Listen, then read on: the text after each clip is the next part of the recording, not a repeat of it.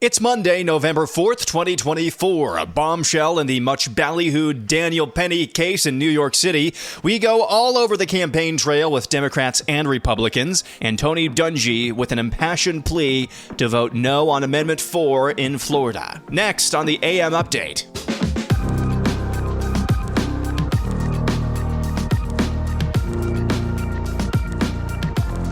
We will begin with numbers released late last week. That jobs report, U.S. job growth slowed in October, coming in well short of the economists' expectation, while the unemployment rate was unchanged. The Labor Department on Friday reported that employers only added 12,000 jobs in October, well below the 113,000 gain that was predicted by most economists, and the lowest tally since December of 2020. The unemployment rate was 4.1%. That was kind of in line with expectations. The number of jobs added in the prior 2 months were both revised downward, with job creation in August revised down by 81,000 from a gain of 159,000 to 78,000, while September was revised down by 31,000 from a gain of 254,000 to 223,000. That's just every single month these jobs reports come through.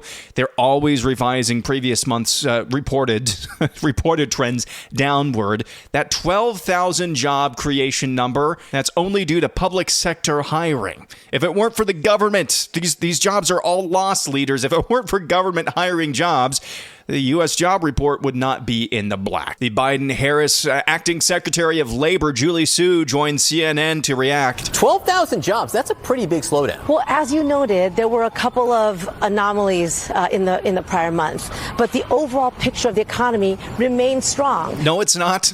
That's some North Korean pink lady BS right there. Donald Trump, during a rally in Lancaster, Pennsylvania yesterday, seized on those new numbers. 12,000 jobs were created. That's a depression. Listen to this. 30,000 private sector jobs were killed in a single month, and nearly 100,000 manufacturing jobs were wiped out since the beginning of the year. 100. Those are sort of our prime jobs, I think. You know, we got a lot of prime jobs. So Donald Trump talking about those just incredibly terrible numbers. And of course, they had to cook up a controversy last week that didn't exist, saying Donald Trump wanted to put Liz Cheney in front of a firing squad. That latest hoax, they're not even hoaxes anymore. They're just bushwhackings. It's guerrilla warfare. It's the drive-by media that Rush Limbaugh talked about ad nauseum. God rest his soul. They had to cook up a hoax to divert attention away from these just disastrous jobs numbers. And Donald Trump is absolutely right. That is Depression-era stuff.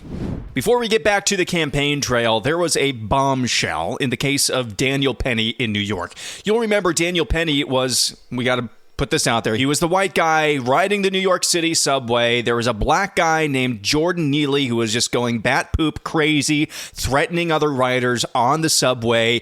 He put him in a chokehold or something like that, just basically constrained him so he wouldn't harm himself or others. Neely ended up dying, and now, of course, for being a good Samaritan, protecting the other riders on the subway, Daniel Penny is a bad guy, according to Alvin Bragg and New York City law enforcement. Well, his trial started this month in New York City, and a bombshell dropped late last week. Police detected a pulse on Jordan Neely after he was put in a chokehold by Daniel Penny. The video became public as Penny's manslaughter trial began in Manhattan. During opening statements in Penny's trial, body cam footage of the moment cops found Neely was shown. New York City police officers arrived on the train at Fulton Station around 2:33 in the afternoon. Two police officers confirmed that Neely still had a pulse when they arrived.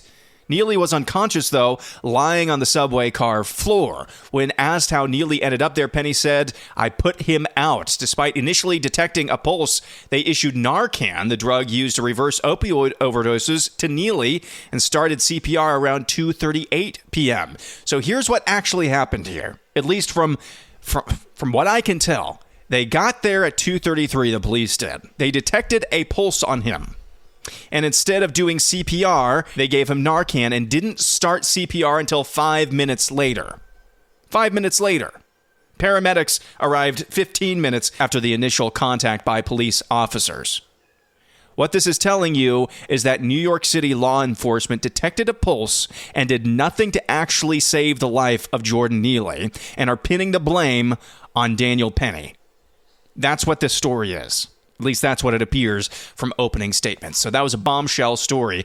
And boy, that is really appropriate, because if you want your country to turn into the mess, the morass that is a place like New York City, riding the subway, a place like San Francisco, boy, it seems like the stakes are out there in this election. Back to the campaigns we go. Over the weekend, Ann Seltzer and the Des Moines Register in Iowa put out what is one time was the gold standard of polling, really across the board. It's always centric on Iowa, but Ann Seltzer has a really good reputation for the most part, nailing the pulse, nailing the really overriding sentiment of the electorate in any given election, just focused on one state in Iowa. Well, she came out with a poll that showed Kamala Harris is going to win the Hawkeye state by 3 points. That is just malfeasance. She's missed on polls before in the past, but I have to say that this is malfeasance. There is no scenario where Kamala Harris is going to win Iowa. That's just not true, and it's really particularly disappointing. Ann Seltzer, if you live in Iowa, you know who she is. She's a lefty. She's a liberal, but she's always done like really good work and doesn't seem to hate politicos who are on the other side of the aisle. She seems to be throwing that down the tubes. If she had come out with a poll that said Trump was winning by 3 to 5 points in Iowa, I would be, well, a lot of people would be panicking right now, because that would indicate an overall sentiment in this country that other pollsters across the board just aren't picking up on. How a red state like Iowa could really dampen their support for Donald Trump. That could be indicative of a larger trend in the country. I would have been worried if that polling result would have come out.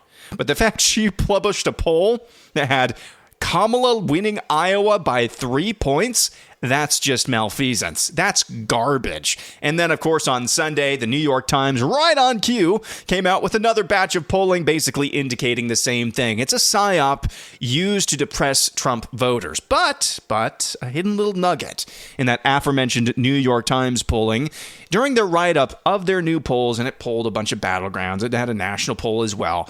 During a write-up for that polling yesterday, New York Times said this, quote, "Across these final polls, white Democrats were 16% likelier to respond than white Republicans.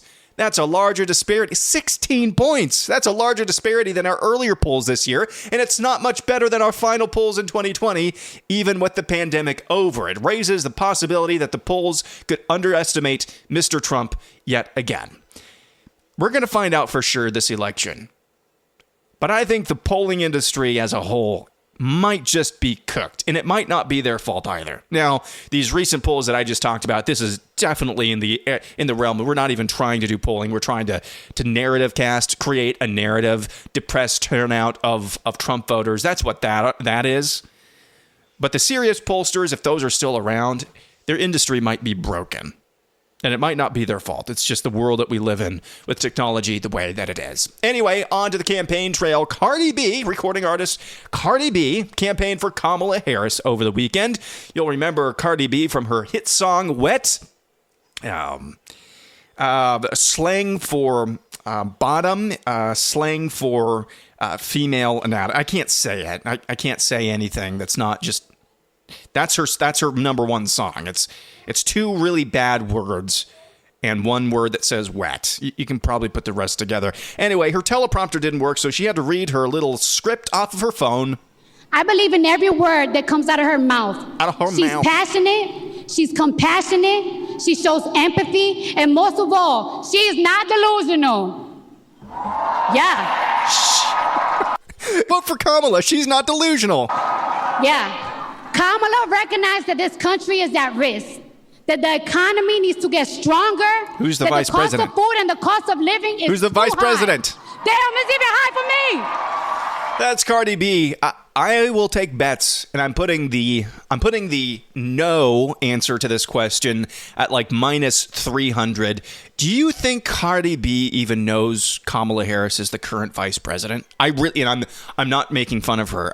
I really believe that she does not. And most stars that come out to support Kamala Harris, they have no idea that she's actually the current vice president.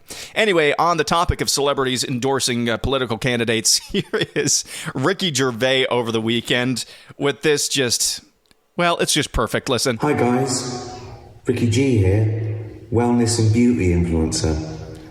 As a celebrity, I know all about stuff, like science and politics. So trust me when I tell you who you should vote for. If you don't vote the right way, that's like a hate crime, and it makes me sad and angry, and I'll leave the country. And you don't want that. That's British comedian Ricky Gervais, absolutely pillorying the phenomenon of star celebrities endorsing political candidates. Moving on, here's Joe Biden on the campaign trail. For some reason, I don't know why they didn't learn their lesson. Here he is on the campaign trail for Kamala Harris over the weekend. But I'm serious. These are the kind of guys you like to smack in the ass. But I'm serious. These are the kind of guys you like to smack in the ass. Yeah, he was talking about MAGA Republicans. These are the types of guys you'd like to smack in the ass. Lindsey Graham called and said, I know. Minnesota Governor VP hopeful Tim Walz just called Elon Musk gay. If you're a billionaire, Elon Musk, for example, say, that guy got it. What? Okay, so he's no longer a dip bleep. He's now a gay guy. I don't know what the cost of rent is in Tim Walz's head, but Elon Musk is getting it for free. You heard him last week. Here he is again. Really, really appreciate Tony Dungy, Hall of Fame NFL coach. His just outspokenness and all of the generosity with his time, informing Floridians, he's a resident of Florida, informing Floridians about their duty to vote no on Amendment 4. Here is his closing pitch. He made this at an event with Florida Governor Ron DeSantis late last week. I am so upset when people say, we need to get this passed because women in Florida are in danger when they're pregnant. No, they're not in danger when they're pregnant. Okay. We have health care. We have some of the best health care in the world here, and it's available. Okay. And it's not going to be withheld if this amendment doesn't pass. So that's important. But even more important to me and my family, it's personal, because I happen to believe that these babies in the womb are lives.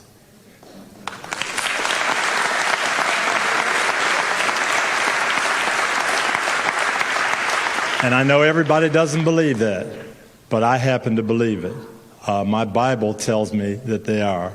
And I know everybody doesn't believe that. But for me, that's what's important. My wife Lauren and I have 8 adopted children in our home right now.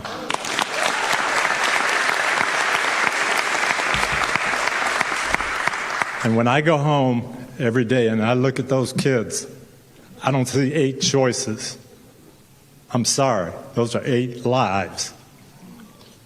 And yes, we need to protect our women. Yes, we need to protect our mothers, but we need to protect those children as well. That is Hall of Fame NFL coach Tony Dungy, and that's a great place to end it here on a Monday. All of the generosity of his time in speaking out against Amendment 4 in Florida.